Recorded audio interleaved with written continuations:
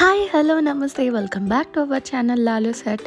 మీ అందరికీ మన లాలో set channel తరపున హ్యాపీ భోగి పండుగ శుభాకాంక్షలు.